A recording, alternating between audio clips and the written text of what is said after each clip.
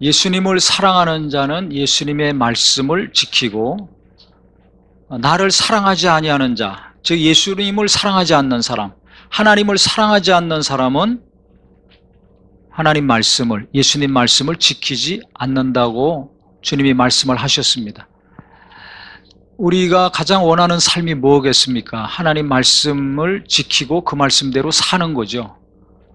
그런데 그것을 생각하면 내가 말씀대로 살아야 되겠다, 말씀을 지키는 자가 돼야 되겠다 하는 것보다 도리어 하나님 말씀이 부담이 되고 무겁게 느껴질 때가 많습니다. 말씀은 배우고 싶고 알고 싶지만, 성경은 알고 싶지만 성경대로 사는 것은 부담이 되는 것이 사실입니다. 세월이 갈수록 또 연령이 젊을수록 이 부담이 커지는 것 같습니다. 그래서 성경을 알려는 마음도 없어요. 예배하는 것으로 만족하든지 어느 정도 말씀 듣는 것으로 만족하고 성경을 더 많이 알거나 깊이 알려는 욕망이 없습니다. 간절함이 없죠. 그 다음에 알더라도 그냥 지식으로 알고 신학적으로 알고 체계적으로 배우고 알고 가르치기는 원하는데 그 말씀 그대로 내가 듣거나 은혜 받거나 가르치거나 배운 대로 살려는 마음은 강하지 않은 것 같아요. 과거에는 강했는데 세월이 갈수록 약해집니다. 그것은 뭘 의미합니까? 지금 예수님 말씀하신 대로 주님을 사랑하는 마음이 식어지는 겁니다. 주님을 사랑하는 마음이 뜨겁고 강하면 말씀을 사모하게 돼 있고 그 말씀대로 살려는 의지가 불탑니다. 주님을 사랑하는 마음이 식어지니까 말씀을 사모하는 것보다 다른 것을 더 사모해요. 말씀을 지키고 사는 삶보다 다른 것을 더 좋아하고 기뻐합니다. 그래서 제가 연말에 앞으로 계획을 어떻게 잡아야 될 것인가 많은 것들을 고민하고 기도하고 구상하게 됩니다. 모든 일들이 다 그렇죠. 목사님들도 그렇고 사업하는 분도 그렇고 부모님들도 그렇고 각각의 개인도 내년에는 어떤 일을 어디서 어떻게 해야 될 것인가 고민하고 기도하고 하나님의 인도함을 받으려고 노력합니다. 그래서 제가 한 달 전부터 기도하고 하나님의 인도함을 잠잠히 구하고 또 관계된 우리 교회가 해야 될 일들에 대해서 관계된 분들을 계속 만나고 공부하고 연구하고 정보를 취합하고 하면서 혼란에 빠졌어요. 뭔가 만나고 공부하고 연구하고 기도하고 정보를 얻으면 얻을수록 분명하고 선명해지고 그래서 계획이 되고 결정이 되고 추진하고 이렇게 돼야 되는데 뭔가 복잡해지고 혼란해지더라고요. 그래서 이게 왜 이런가? 왜 이런가? 하나님 이게 뭡니까? 묻는 기도 잘해야 된다 그랬죠? 왜 혼란합니까? 왜 마음이 심란합니까? 왜 더 복잡해졌습니까? 이게 뭡니까? 뭐가 문제입니까? 그런데 하나님이 알게 해주신 것이 오늘 본문의 말씀입니다. 예수님을 사랑하면, 하나님을 사랑하면 하나님 말씀을 지키는 자가 됩니다. 이건 그냥 저절로 이루어지는 거예요. 뭐 노력하고 힘쓰고 애쓰고 막 기도 많이 해야 되는 것이 아니라 하나님을 사랑하면 하나님을 좋아하게 되고 하나님을 기뻐하게 되니까 그분이 원하시는 대로 그분이 말씀하시는 대로 사는 것이 자원함으로 기쁨으로 이루어집니다. 근데 열심히 노력하고 기도하고 뭔가를 하려고 하는데 말씀대로 안 사는 사람들이 많아요. 그럼 왜 그런가? 일이 중요한 것이지 하나님 사랑이 빠져 있는 거예요. 잘 생각해 보세요. 내가 하나님을 사랑하고 있는가? 아니면 하나님을 필요로 하고 있는가? 우리는 하나님이 필요합니다. 예수님이 필요합니다. 그런데 그분을 사랑하고 있습니까? 모두가 하나님의 은혜가 필요하고 도움이 필요하고 어루만지심이 필요하고 예수의 공로가 날마다 필요합니다. 그런데 하나님을 진짜 내가 사랑하고 있는가? 예수님을 사랑하고 있는가? 금방 답이 안 나오죠. 제가 바꿔서 질문하겠습니다. 우리가 하나님 사랑한다고 해요. 쉽게 누구나 하나님 사랑한다고 합니다. 주님을 사랑한다고 합니다. 그런데 내가 하나님을 기뻐하고 있는가? 하나님을 좋아하고 있는가? 하나님을 즐거워하고 있는가? 아닌 경우가 많더라고요. 그래서 제가 여러 가지 구상하고 기도하고 고민하면서 이걸 하나님이 깨닫게 하신 거예요. 왜 혼란스러운가? 왜 더 복잡해졌는가? 왜 심란해지고 있는가? 하나님이 알게 하신 것은 체계적인 양육, 조직, 중요한 직분자들, 목표, 여러 가지 이런 것들이 기본적으로 세워져야 되는 거 아닙니까? 그런데 그거보다 더 중요한 게 있다는 것입니다. 그건 뭐냐면 하나님을 사랑하고 서로 간에 사랑하는 거라는 겁니다. 21절에 있는 것처럼 나의 계명을 지키는 자라야 나를 사랑하는 자니 나를 사랑하는 자는 내 아버지께 사랑을 받을 것이요 나도 그를 사랑하여 그에게 나를 나타내리라 말씀하셨습니다. 내 계명을 가지고 지키는 자, 주님이 주신 계명이 뭡니까? 내가 새 계명을 주노니 너희는 어떻게 사랑해라? 서로 사랑해라. 구약의 첫 계명, 하나님 사랑하는 거죠. 어떻게 사랑하는 겁니까? 마음을 다하고 힘을 다하고 뜻을 다하고 성품을 다하고 목숨을 다해서 하나님 사랑하는 겁니다. 그러면 이 5가지를 다 해서 하나님을 사랑해야 된다는 거 딱 들었을 때 부담이 됩니까? 안 됩니까? 솔직하게 부담되죠. 마음을 다 해, 힘을 다 해, 뜻을 다 하고 성품을 다 하고 거기다 목숨까지 걸고서 하나님 사랑하라는 거예요. 이럴 사람 지금 거의 없습니다. 다른 데 마음을 쓰고 다른 데 뜻을 쓰고 다른 것도 신경 쓰고 해야지. 아니, 자식을 위해서도 목숨을 안 거는 세상인데 자식 버리고 떠나가고 혼자 편히 살겠다고 하는 세상인데 무슨 하나님을 향해서 목숨을 다해요? 그러니까 부담이 돼요. 하나님 사랑 그러면 하나님 사랑을 받기는 원하는데 내가 하나님을 사랑하는 것은 뭔가 엄청난 희생을 해야 되고 헌신을 해야 되고 수고를 해야 되고 고난 가운데 인내해야 되는 것이 이게 깊이 박혀 있어요. 인식 중에. 그러니까 부담이 돼요. 하나님의 사랑이 필요로 하지만 하나님을 사랑하는 것은 부담이 되고 그러니까 하나님과 거리가 있는 거죠. 어느 정도 거리를 딱 두고 신앙생활 하는 겁니다.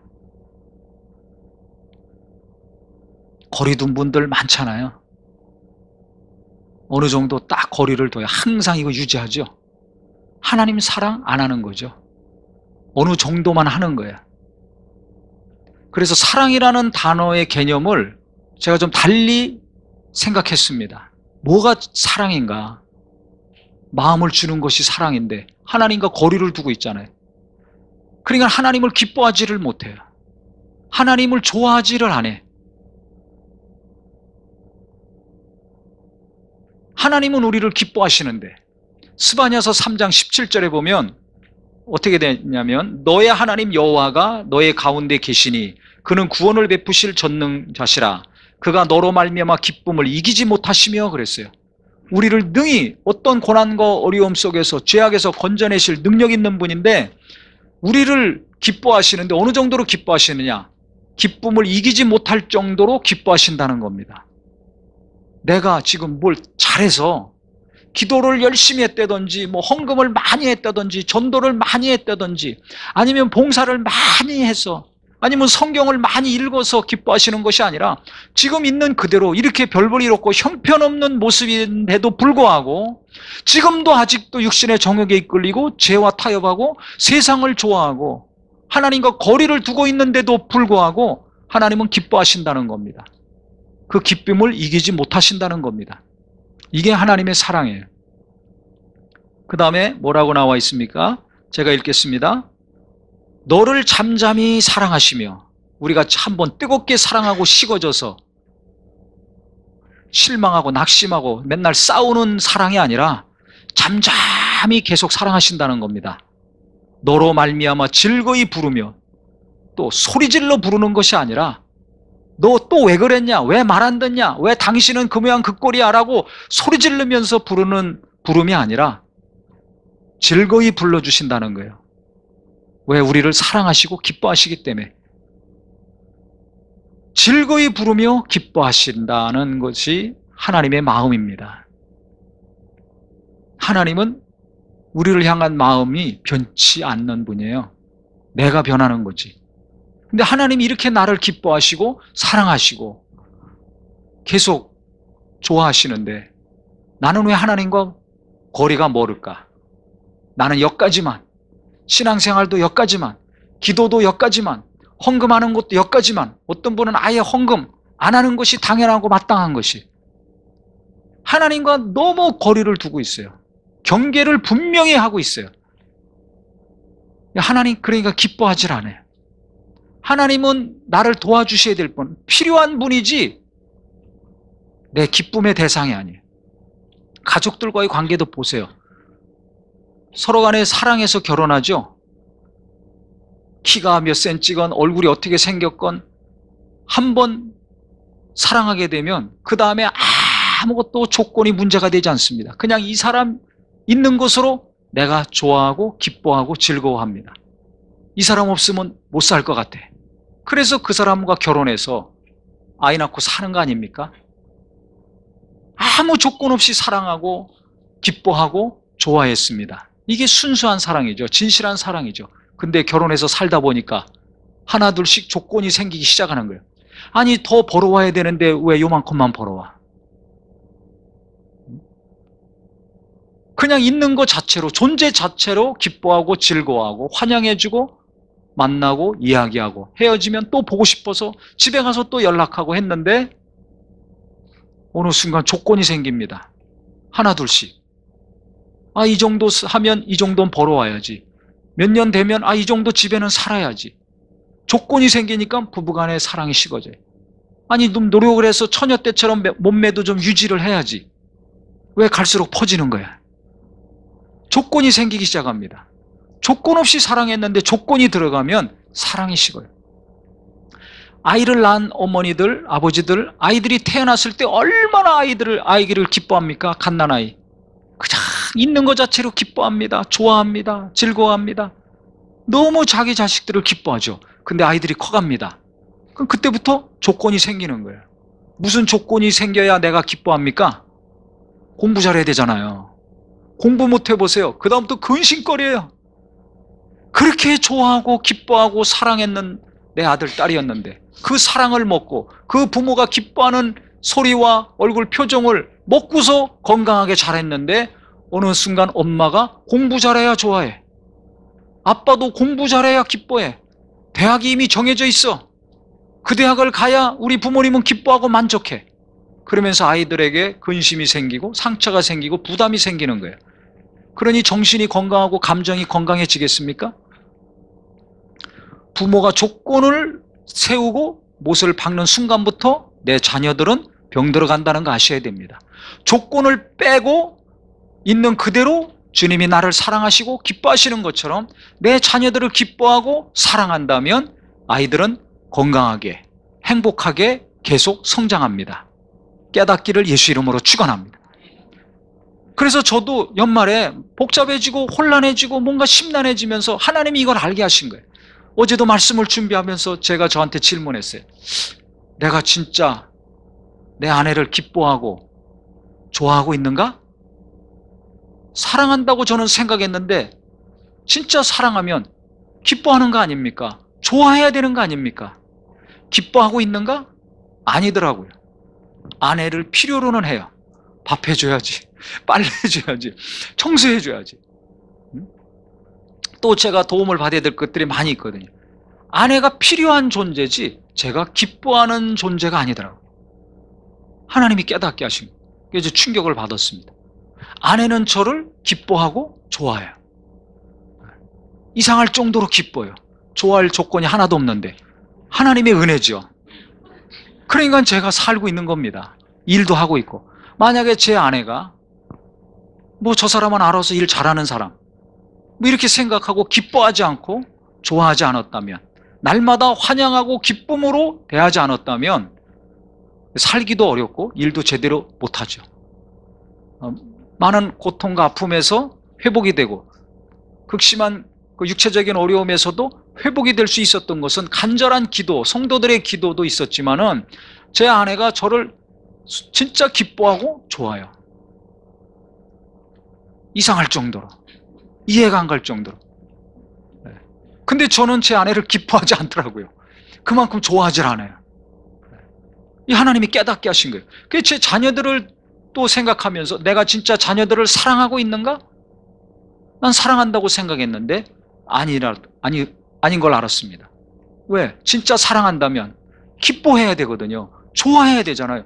근데 자식들을 생각할 때 어려서는 기뻐하고 좋아했는데 어느 순간부터 근심거리가 됐어요. 왠가 봤더니 조건이 있어요. 제 안에 이 정도는 돼야 되고, 어느 정도 나이가 먹으면 또 이 정도 삶은 살아야 되고, 졸업을 하면 어떻게 살아야 되고, 이게 정해져 있는 거예요. 그냥 그렇게 안 되니까 근심이 되고 염려가 되고 수고하고 무거운 짐덩어리들이 되는 거죠. 조건이 생기니까 사랑하는 관계가 아니라 근심하고 염려하는 관계가 되더라고요. 그래서 내가 조건에 맞아야지 좋아하고 기뻐하고 있다면 사랑하는 관계가 아닙니다. 자녀들도 마찬가지예요. 부모가 필요하니까 같이 부모랑 살죠. 내가 진짜 부모님을 기뻐하고 있는가? 부모님을 좋아하고 있는가? 그게 사랑하는 건데, 부모님을 사랑하면서 사는지 아니면 부모의 도움이 필요해서 살고 있는지 생각해야 됩니다.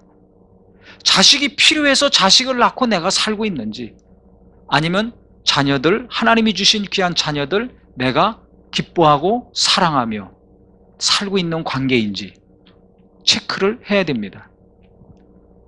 필요하기 때문에 같이 살면 피곤해집니다.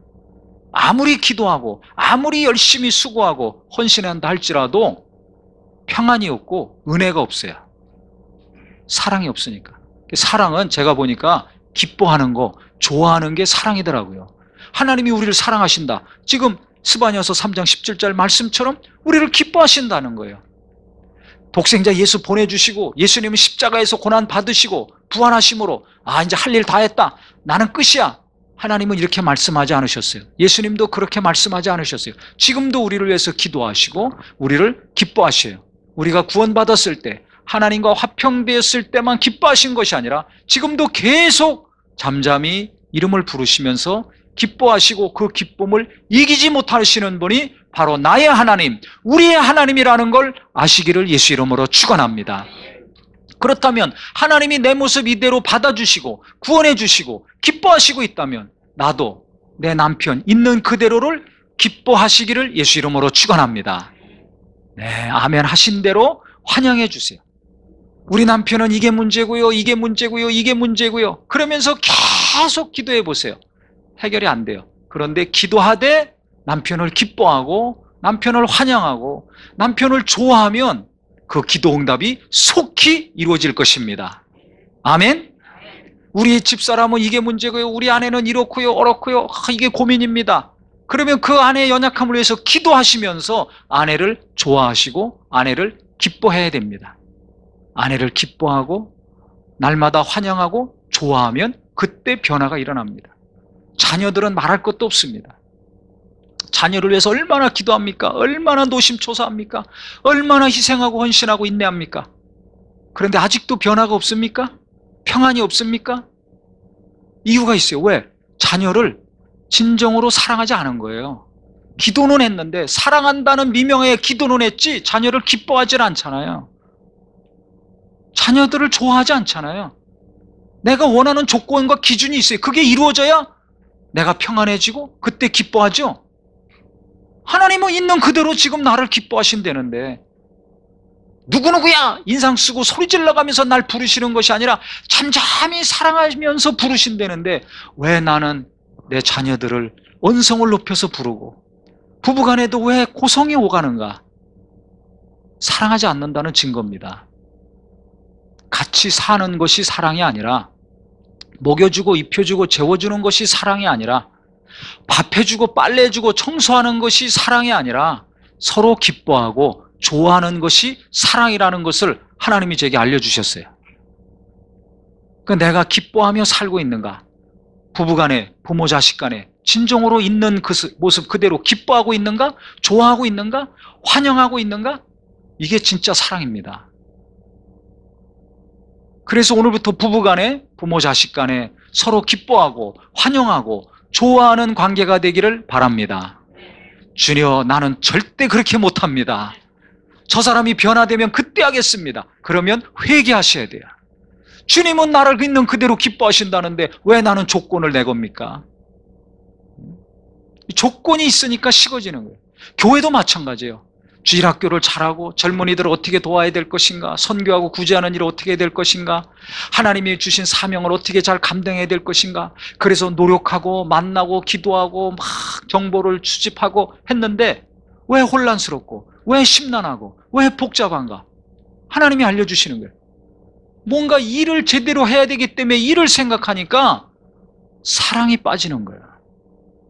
오늘 말씀도 내 계명을 지키는 자, 하나님 말씀을 지키는 자, 하나님의 사랑을 받고 예수님의 사랑을 받아서 예수를 나타내는 자가 누군가? 하나님 사랑하고 서로 사랑하며 사는 자. 그건 뭐예요? 서로 기뻐하고 서로 귀히 여기고 소중히 여기며 사는 자가 내 말을 지키는 것이다. 간단합니다. 하나님 뜻대로 사는 거, 말씀을 지키는 거 어려운 것이 아니에요. 부담스러운 것이 아니에요. 사랑하면 된다는 거예요. 그게 뭡니까? 기뻐하는 거, 좋아하는 거, 소중히 여기고 귀중히 여기는 겁니다. 저희 개척했을 때 한 두세 가정으로 시작했거든요. 그때는 한 분만 나오던 누가 나오든지 간에 그냥 감사하고 고맙고 기쁘죠. 그냥 나오는 것 자체만으로도 너무 황송하고 감사하고 기뻐합니다. 맛있는 걸 먹던 맛없는 걸 먹던 너무 감사하고 기뻐합니다. 근데 이제 숫자 어느 정도 느니까 맛없으면 맛없다, 뭐가 어쩌다 이제 막 나오죠. 누가 왔다 가더라도 뭐 신경도 안 씁니다. 그래서 지금 조직을 짜고 뭐 리더를 세우고 체계를 잡고 뭐 이런 게 중요한 것이 아니다. 그보다 더 본질적인 거, 더 중요한 것은 서로를 소중히 여기고 귀하게 여기고 기뻐하는 것이라는 것을 하나님이 저에게 알려주신 겁니다. 그러면서 제 자신을 돌아보고 제 가족들과의 관계를 돌아보고 우리 교회를 돌아볼 때 진짜 중요한 것이 우리에게 무엇인가?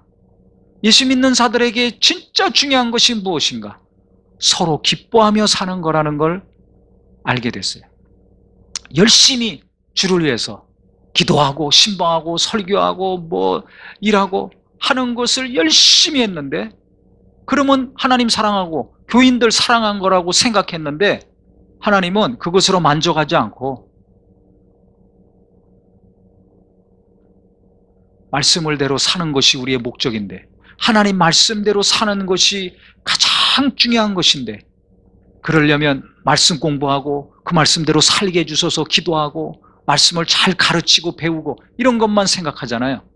근데 그 이전에 그 밑바닥에는 뭐가 있어야 되는가? 서로 기뻐해야 된다. 서로 좋아해야 된다. 서로 소중히 여기고 귀하게 여겨야 된다. 이게 사랑이라는 걸 알게 해주신 것입니다. 그렇기 때문에 오늘 우리가 하나님 사랑하잖아요. 그래서 예배하는 것이고 하나님 뜻대로 살기를 원하기 때문에 말씀을 듣고 전하고 그 말씀 붙들고 기도하는 거 아닙니까? 잘못했을 때 또 회개하는 거 아닙니까? 그렇다면 내가 하나님 말씀, 이 최고의 말씀을 이루려면, 주님이 가장 중요하게 여기시는 것을 이루어가려면 내가 서로 기뻐하는 관계를 이루어야 되겠구나. 하나님이 부담스러운 분, 하나님이 무거운 분이 아니라 주님이 나를 기뻐하신다니까 내가 오늘부터 하나님을 필요로 해서 뭔가 달라고 요구만 할 것이 아니라 하나님을 기뻐하며 살아야 되겠구나, 하나님을 좋아하며 살아야 되겠구나 하는 마음과 생각으로 변화되기를 예수 이름으로 축원합니다. 하나님은 뭔가 요구하시는 분, 하나님은 높은 데서 거룩하신 분, 나는 이 낮은 데서 거룩하지 않게 사는 더러운 사람, 이러니까 거리가 자꾸 멀어지는 거예요. 뭔가 열심히 하고 노력하고 잘해야지 하나님이 기뻐하시는 거라고 생각하니까 하나님과 더 거리가 멀어지는 것입니다. 하나님은 나를 기뻐하십니다. 하나님은 나를 좋아하십니다. 하나님은 나를 잠잠히 부르시는 분이에요. 사랑하기 때문에. 그래서 하나님이 나를 기뻐하시고 사랑하신다는 것을 생각하셔서 나도 하나님을 기뻐하고 하나님을 사랑하고 하나님을 좋아하는 마음이 갈수록 커지기를 예수 이름으로 축원합니다. 가족들 간에도 그냥 내가 필요하니까 같이 살고 결혼했으니까 그냥 같이 마지못해 사는 삶이 아니라 오늘부터 부부간에 부모 자식 간에 기뻐하고 좋아하는 관계가 되려고 생각을 좀 바꿔보세요. 노력 조금만 하면 될 것입니다. 그래서 말도 좀 오늘 주님이 나를 잠잠히 사랑하신다는 것처럼 부를 때도 좀 톤을 높이지 마시고 잠잠히 불러야 되겠다 결심하는 은혜가 있기를 바랍니다. 네. 아니 주님이 이렇게 하신다니까 나에 대해서 우리에 대해서 그 우리도 받았으니까 주님이 그렇게 하시니까 이 땅에서 한번 하면 행복이라는 단어가 맨날 듣고 눈으로 본 단어가 아니라 내가 가정에서 교회에서 직장에서 일터에서 체험하는 단어가 될 것입니다. 그래서 행복한 게 뭐예요? 기쁜 게 행복한 거 아닙니까? 뭐가 기쁜 거예요? 돈을 많이 벌고 재산을 많이 축적해야 기쁜 것이 아니라 서로 기뻐할 때 진정한 하나님의 기쁨이 우리 안에 이루어집니다. 부부간에 기뻐하고 부모 자식 간에 기뻐하고 좋아해 보세요. 그 아이들이 안정적인 삶을 삽니다. 삐뚤어진 아이들 정상적으로 돌아옵니다. 신앙생활도 정상적으로 잘하게 됩니다. 근데 내 기준이 있어가지고 척도가 있어서 그것만 해달라고 그거에 맞게 해달라고 기도하고 그 다음에 아이들을 대하니까 애들이 상처만 받는 거예요. 부부간에도 마찬가지, 교회도 마찬가지입니다. 그래서 뭔가 일을 제대로 하고 체계적으로 하려다가 혼란에 하나님이 빠지게 하신 거예요. 너 본질을 찾아야 된다. 가장 중요한 거 놓치면 안 된다. 서로 기뻐하라. 서로 좋아해라. 서로 즐거워해야 된다. 서로 소중히 여기고 서로 귀중히 여겨야 된다. 이것이 가장 중요한 것이라는 것을 하나님이 알게 해주신 겁니다. 그래서 우리가 새해 무슨 일을 해야 될 것인가, 앞으로 어떻게 해야 될 것인가, 이런 고민과 염려가 많겠지만 그것이 잘 되기 위해서는 내가 하나님을 기뻐해야 되겠구나, 하나님을 좋아해야 되겠구나, 하나님을 즐거워해야 되겠구나 라고 결심하고 행하시기를 바랍니다. 우리 자식들 어떻게 키울까? 내 남편 앞으로 어떻게 일을 잘하나? 내 아내가 어떻게 해야지 기쁘고 건강하게 잘 살 수 있을까? 고민만 하지 말고 아내를 기뻐하고 남편을 기뻐하고 자녀들을 기뻐하고 만날 때마다 환영하는 가정이 되기를 예수 이름으로 축원합니다. 그럴 때 일들이 잘 되고 앞날이 형통하게 될 것입니다. 시편 37장 4절에 보면 또 여호와를 기뻐하라. 그래야 하면 내 마음의 소원을 이루어 주시리로다 말씀이 있어요.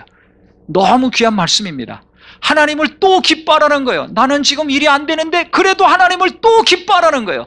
아유, 남편이 이렇게 속썩이고 자식이 저렇게 삐뚤어지는데 또 하나님을 기뻐하라는 겁니다. 그러면 내 마음의 소원이 이루어진다는 거예요. 하나님이 이루어 주신다는 겁니다. 그러니까 하나님 멀리 계신 분이 아니에요. 하나님 거리 두지 마세요. 하나님이 이렇게 나를 좋아하시고 기뻐하시는데, 즉 사랑하시는데, 나도 하나님을 기뻐하고 사랑하고 서로를 기뻐하고 나간다면 기도의 응답이 속히 이루어질 것이고 내가 원하는 것들을 하나님은 이루어 주실 것입니다. 하나님과 친해져야 됩니다. 누구랑 친해져야 된다고요? 하나님하고 친해져야 돼요. 세상에 다른 거라고 친해지고 그거 좋아하고 그거 기뻐하고만 하지 마시고 하나님과 친해져서 하나님 기뻐하고 하나님 사랑하고 그분의 은혜를 그래서 갑절로 누리심으로 진짜 행복한 삶, 행복한 가정, 기쁨이 넘치는 모든 관계요, 교회요, 범사가 되기를 예수 이름으로 축원합니다. 그래서 갈수록 주름진 사람들 주름을 쫙쫙 펴주는 사람, 자녀들의 마음의 주름도 펴주고 남편의 마음의 주름도 펴주고 아내의 주름도 펴주고 교회에서도 서로 만나면 기뻐하고 정말 좋아하고 서로 소중히 여기고 귀하게 여기심으로 하나님의 사랑이 강같이 흐를 수 있는 거룩한 교회가 되기를 예수 이름으로 축원합니다. 기도하겠습니다.